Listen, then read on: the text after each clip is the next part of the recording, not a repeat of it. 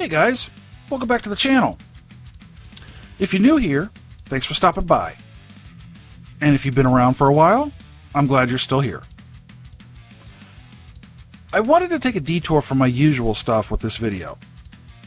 I mentioned before that I would be making content on other game titles as the channel grew, and Battlefield 6 is just around the corner. So I fired up 2042 to get my Battlefield fix, but to also get some practice in before 6 launches. 2042 has gone through some serious changes since it launched back in 2021. And with all the news swirling about with the next Battlefield, I'm not the only one returning to 2042, as the game is seeing a lot of new players along with Battlefield veterans and other first-person shooter players. Now, this video will showcase Battlefield 2042 footage and information, but it's really tied to Battlefield 6. And some of you expressed some interest in Battlefield 6, so I wanted to go over the compare-contrast between the two titles and talk about how much fun Battlefield 6 is shaping up to be. But before we hop into that, I need to take a moment to thank some folks. My subscribers, you're first, because you were first to show support for the channel. You lot got me here.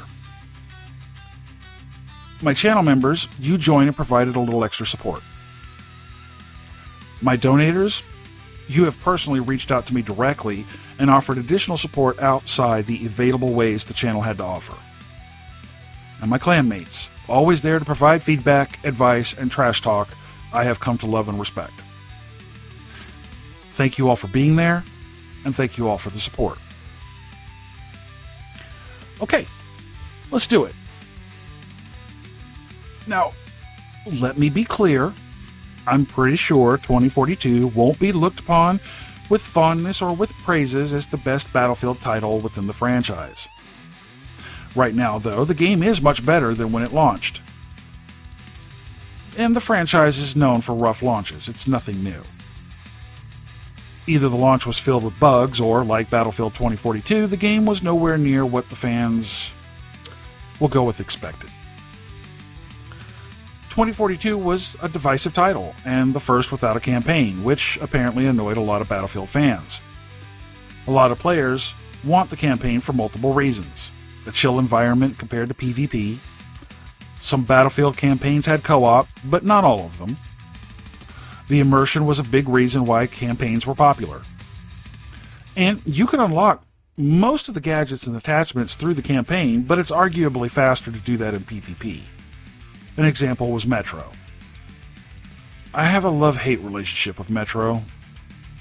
It's a meat grinder.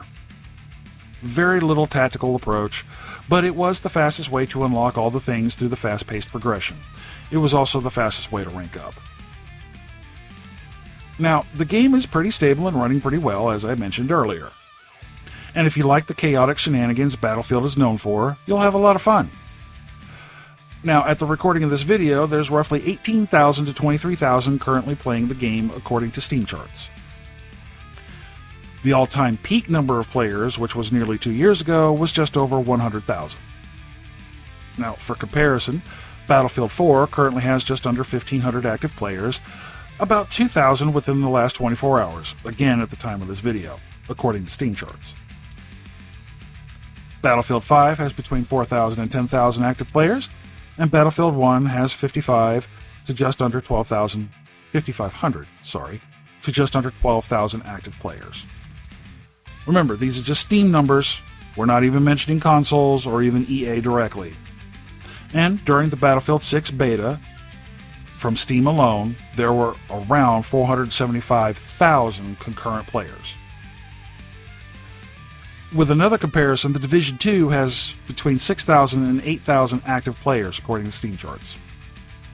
So, as the Battlefield franchise stands, there's roughly the same amount of players between the current live titles of Battlefield 4, Battlefield 2042, and the Division 2, give or take.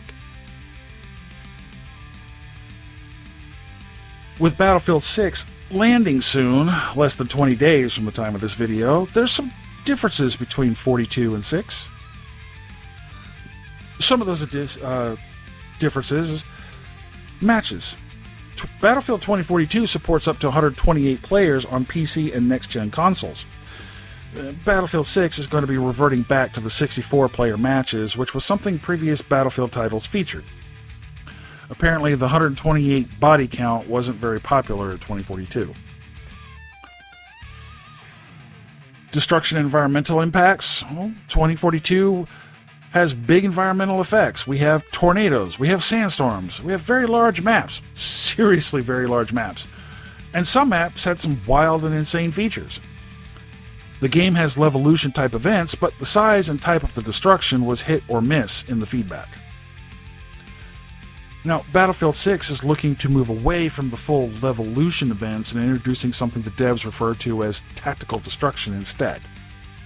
Basically, buildings, floors, and obstacles can be destroyed, but it's intended to have a more purposeful function, like flanking or blocking without nuking everything on the map. We also have some differences in movement and mobility. 2042 brought to the game specialists with trait gadget variety, the plus menu attachments, momentum in the character and vehicle movement, with a strong focus on the plethora of vehicles in the game. Feedback to EA suggested some criticism regarding mobility having an inconsistent feel. Battlefield 6 is introducing the new kinesthetic combat system. This is supposed to bring better mechanics for leaning around cover, dragging wounded players out of the line of fire into cover to revive them, hitching onto vehicles like tanks, and a more fluid movement into cover. From playing the two betas, the movement tools do seem to have a little bit more balance and situational awareness rather than spam jump nonsense we've seen in other shooters. Another one of the differences is specialist classes. Battlefield 2042 has specialists with unique gadget traits, making for a hybrid class gadget system. This was completely new to the franchise, and almost immediately at launch, many players left EA with complaints about the balances. EA decided to return to a more defined class system that the franchise is a little bit more used to. We're going to have Assault, Engineer, Support, and Recon classes. And they come with specific roles, but still allow for some cross-use weapons and gadgets. EA is putting a focus on a higher clarity in class roles.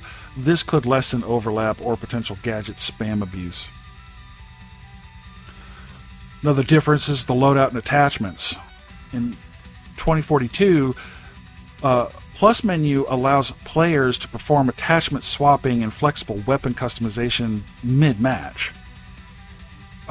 Those included ammo types, suppressors, vault weapons, things like that. EA has modified this feature with Battlefield 6, but likely with more restrictions, like attachment point limits. Battlefield 6 is potentially introducing a better UI feedback feature with a little bit more transparency than previous titles. One of the other differences is the visibility, spotting, and suppression mechanics. Spotting remains important in Battlefield, as well as suppressors, but with 2042 they had limitations. Several players provided feedback that weather effects often hampered visibility too much. For Battlefield 6, initial feedback during the open beta seemed to suggest reduction in movement abuse with more predictable accuracy while moving and more balance in visibility tools. We saw this sort of blow up in recent Call of Duty players trying to play Battlefield 6 in a lot of their videos. And spotting suppression is likely being refined due to the feedback received from those open betas. Another difference we're getting is map design and game modes. 2042 has some seriously huge maps. I mean, some of them are ungodly. We have some seriously epic weather events. It has vault weapons, which is just weapons from previous Battlefield titles, which can be used in 2042. We also have Portal Mode. Portal Mode is simply a community-driven platform which allows players to create and share custom game modes. These modes were called experiences. These experiences are created by mixing and matching assets like maps, weapons, vehicles, and factions from 2042, but also classic titles like Battlefield 1942, Bad Company 2, and Battlefield 3. Players can design their own rule sets, change victory conditions, or play pre-made modes. This allowed for a wide variety of unexpected battles through creating or discovering community-made content, crossplay, or multiple game modes. It's a cool idea. Now, Battlefield 6 is bringing improvements to map variety. The combat zones are smaller compared to 2042. This allows for more intense segments inside larger maps. EA is also bringing back game modes such as Breakthrough, Rush, etc. And Battlefield 6 will include Portal Forge-style custom modes, but with scripting and stronger server browser. And lastly, we have the progression, mastery, and quality of life changes and differences. 2042 has some carried over features from previous Battlefield titles like weapon masteries, seasonal content, battle passes, the usual. Some quality of life features introduced to 2042 pertain to feedback and responsiveness and clarity in UI stat tracking. For Battlefield 6, they are bringing improved quality of life for better movement responses, balanced mobility, a firm class role establishment, revive with drag features, improved feedback features to player actions, and acclaimed improved anti-cheat tools. The drag revive mechanic was actually a pretty cool mechanic, both from performing the mechanic and being the one dragged in the mechanic. It was realistic in the sense that it's based on real-life things. And those tools seem to have touched on controversy. The anti-cheat Javelin anti-cheat system is a kernel-level solution that requires secure boot and TPM 2.0 to be enabled on PC. It's supposed to be similar to the approach used by Valorant. While it did block a significant number of cheat attempts during the beta, cheaters still managed to surface. This highlighted a few things, one of which is an aggressive race in anti-cheat development, and the Javelin is actively learning from player reports and data to improve its effectiveness before the game's full release. It also highlighted an issue with players who weren't cheating but had software on their PCs, active or not, that Javelin perceived as cheating software. So hopefully this will be resolved before launch. Now, is 2042 worth playing? Well, I believe it's fun to play.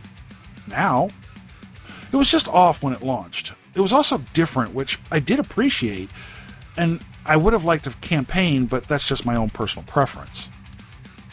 And based on the feedback EA received for the lack of the campaign for 2042, Battlefield 6 will include a campaign, which I'm pretty down with. But do I believe 2042 is actually worth playing? Well, yes. The plus menu is an interesting touch to the franchise.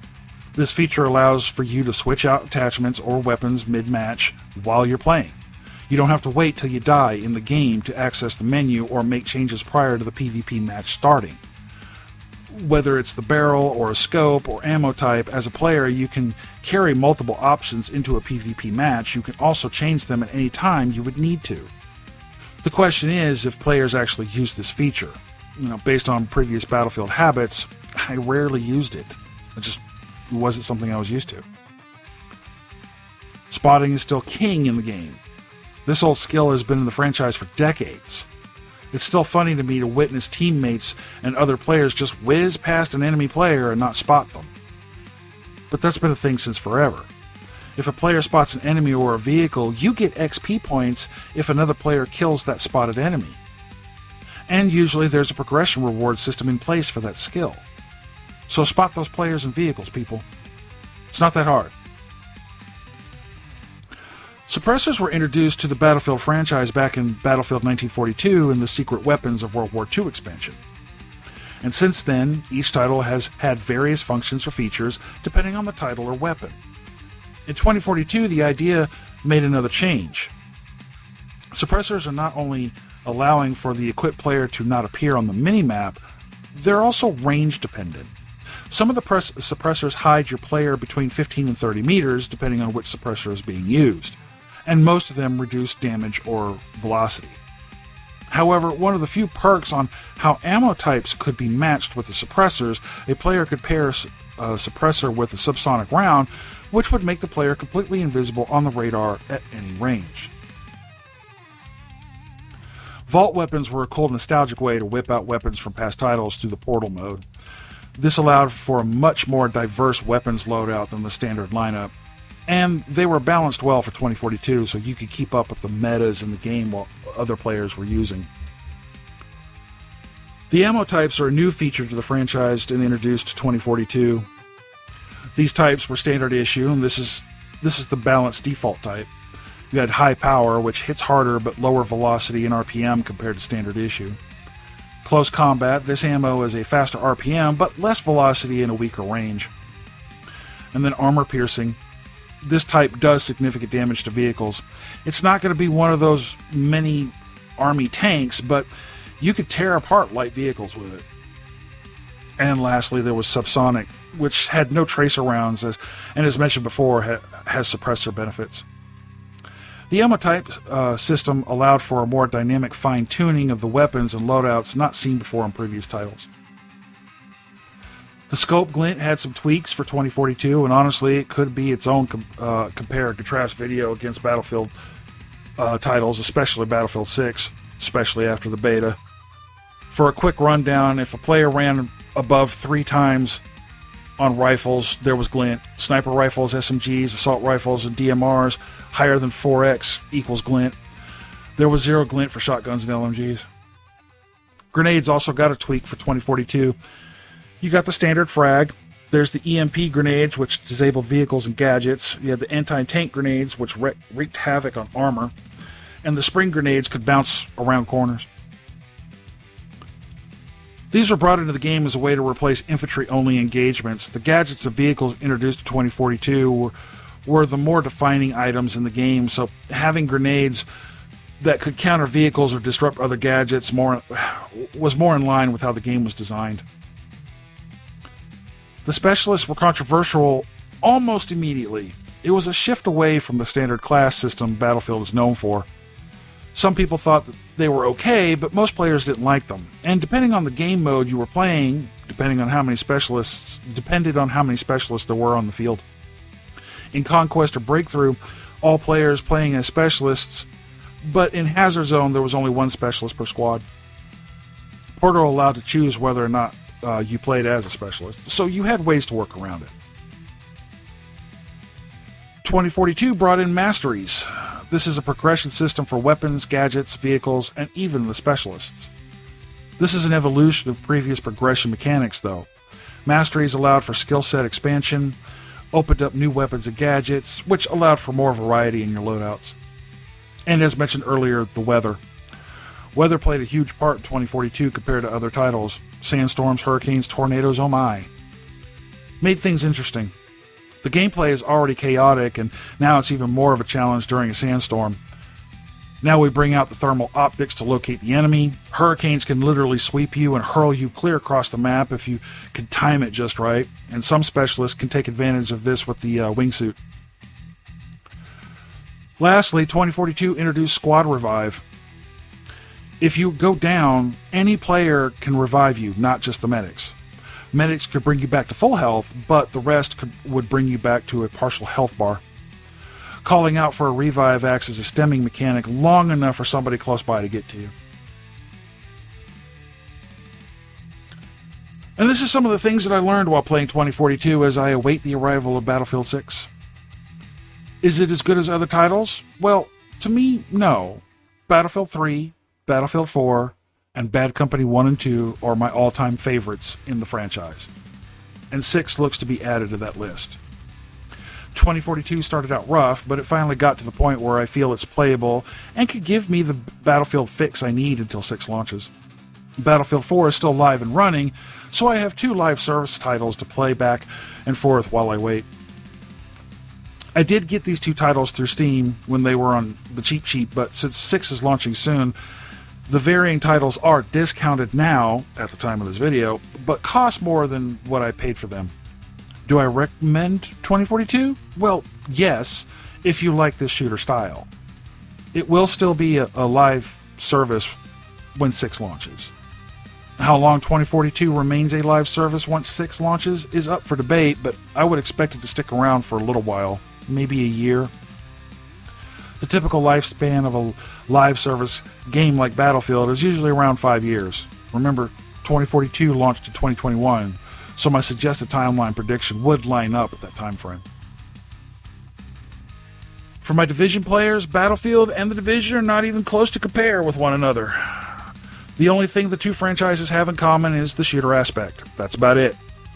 I would recommend Battlefield for those of you who have never played any title, even if you're strictly just the Division. But I would recommend waiting for sales, just in case you confirm you're not a fan. I would hate that you bought a game at full price or an elevated price, truly realizing you do not like it and never touch it again and be out that money. I hope you all liked this video. I wasn't sure if I wanted to cover 2042 at all, but since 6 is on the way, I decided I did want to cover it as a transition from pre-2042 to post-2042. And it turned out to be fun for me. If you have played any Battlefield title before, though, I want to hear from you. If you haven't played a title, I would like to hear your thoughts on the franchise, perceptions of the game, and why it's not your thing. Like I mentioned earlier, 2042 will never be the Battlefield players' best title ever, let alone their favorite. But it did turn out to be a pretty solid entry eventually. But figuring out the nuances can lead to having a lot of fun in this game. We're on all the platforms, folks. PC, Xbox, and PlayStation. Come check us out on Discord. Check out the merch store. If there's something you're looking for and it's not there, let me know. I'll see what I can do about that. Don't forget to like and subscribe, especially if you're looking for content from The Division to Battlefield to other titles. If there's a title you're looking for, let me know in the comments below and I'll see if it's something I can add to the channel. And until the next one, this is Hannibal, signing off.